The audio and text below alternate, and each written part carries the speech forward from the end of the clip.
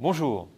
Octobre a été très bon pour les marchés financiers, notamment pour le CAC 40 qui signe l'une de ses plus belles hausses mensuelles depuis 2009, avec, comme vous le voyez, un gain de plus de 10%. Alors, comment expliquer ce rebond, surtout après ce qu'on a connu en août et en septembre? Eh bien, c'est encore et toujours grâce aux banques centrales, avec d'un côté la Fed qui réitère son intention de relever ses taux cette année, alors que beaucoup pensaient qu'elle allait botter en touche, la Banque centrale chinoise qui passe à l'action en baissant encore ses taux pour soulager son économie, et enfin la BCE qui est prête à faire beaucoup plus pour soutenir la reprise en zone euro. On peut difficilement faire plus pour rassurer les investisseurs actions. Et les obligataires aussi. Et on le voit très bien dans l'évolution des taux d'intérêt à 10 ans qui, comme vous le voyez, ont tous baissé en octobre, y compris en Espagne. Enfin, côté devise, l'euro a baissé contre le dollar, de nouveau impacté par les politiques monétaires des banques centrales. Et le pétrole reste sous la barre des $50 le baril. La reprise continue à prendre forme en zone euro. Le climat des affaires s'améliore, le chômage commence à reculer et l'offre de crédit bancaire aux ménages et aux entreprises augmente. Et pour l'instant, le ralentissement des pays émergents n'affecte toujours pas l'économie européenne. Seul bémol, le petit trou d'air de l'industrie allemande en raison sans doute du dossier Volkswagen. C'est bon aussi côté américain, même si la croissance du troisième trimestre est légèrement inférieure aux attentes. Mais la consommation des ménages tient bon. L'immobilier va de mieux en mieux et le taux de chômage reste faible. Bref, l'économie américaine est mûre pour la hausse des taux.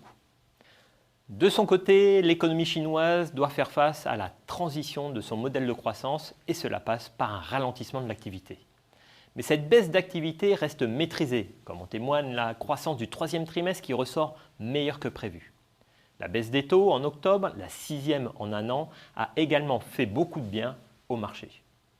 Au Japon, les chiffres restent mitigés malgré des signes encourageants du côté de la consommation et de la production industrielle. Mais je vous le répète, depuis plusieurs mois, la hausse des salaires sera la clé de la reprise. Pour l'heure, le ralentissement chinois pèse sur la confiance des entreprises. La croissance mondiale devrait se maintenir autour de 3%.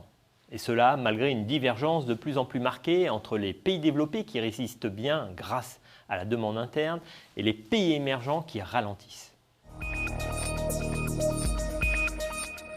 Alors, nous privilégions toujours les actifs risqués à la recherche de rendement. Côté action, on renforce nos positions sur la zone euro car le contexte s'y prête. La BCE vient en effet d'annoncer qu'elle allait accentuer ses efforts pour soutenir la reprise dans la zone. Cette politique devrait maintenir les taux bas, affaiblir l'euro et faciliter le crédit bancaire aux ménages et aux entreprises. En parallèle, nous allons vendre nos actions américaines car la hausse du dollar va pénaliser les résultats des entreprises et in fine le marché action. De plus, après le rebond d'octobre, les valorisations des actions nous semblent moins attractives. Nous allégeons aussi nos positions en actions japonaises, tant qu'un nouveau soutien monétaire n'est pas annoncé. Nous restons prudents sur l'ensemble du monde émergent, mais nous gardons tout de même nos positions sur l'Inde. C'est le seul pays à avoir un plan de réforme convaincant et la baisse des prix des matières premières joue en sa faveur. Côté obligataire, nous gardons nos obligations d'État pays périphériques de la zone euro.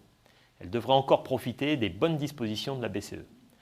En revanche, on s'allège en obligations d'entreprise bien notées pour des raisons de liquidité.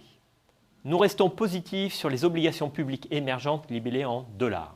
En priorité, celles émanant de pays importateurs de pétrole. Enfin, nous prenons nos bénéfices sur le dollar après sa récente progression dans la foulée du discours de la Fed.